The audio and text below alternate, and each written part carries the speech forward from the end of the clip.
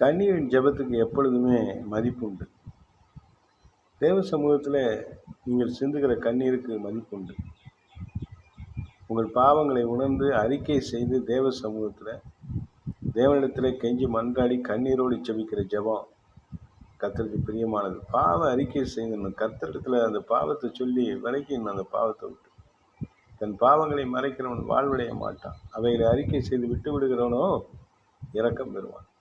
பாவத்தை வச்சுக்கிட்டு மூட்டையாக இருதயத்தில் வாழ்க்கையில் வச்சுக்கிட்டு அநியாயம் செய்துக்கிட்டு அக்கிரமம் செய்துட்டு மற்ற மக்களுக்கு கஷ்டத்தை கொடுத்துக்கிட்டு பிற மனிதருக்கு துன்பம் விளைவிக்கிற யாருடைய ஜெபமும் கர்த்தர் கேட்க மாட்டார்.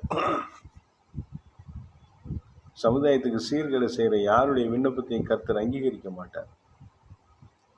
நீங்கள் நொறுங்கின மனசா தேவ சமூகத்தில் கண்ணீரை ஊற்றி செபிக்கிற பொழுது உங்கள் ஜெபத்தை அவர் கேட்டு பதில் தர கடமை உள்ளவர். பாவங்களை விட்டு விலகணும்.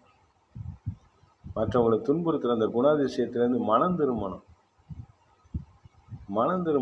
மற்றவங்களை கஷ்டப்படுத்துகிற சமுதாயத்தை கெடுக்கிற அநியாயம் செய்கிற அந்த குணாதிசயங்களை விட்டு மனம் திரும்பணும். மற்றவங்களுக்கு எந்த அளவுக்கு நம்ம கஷ்டம் கொடுக்காம வாழ்கிற வாழ்க்கை தான் பரிசுத்த வாழ்க்கை.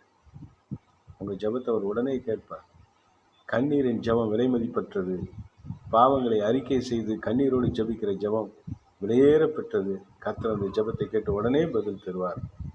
கர்த்தர் உங்கள் ஜெபத்தை கேட்பாராக. ஆமென். அல்லேலூயா.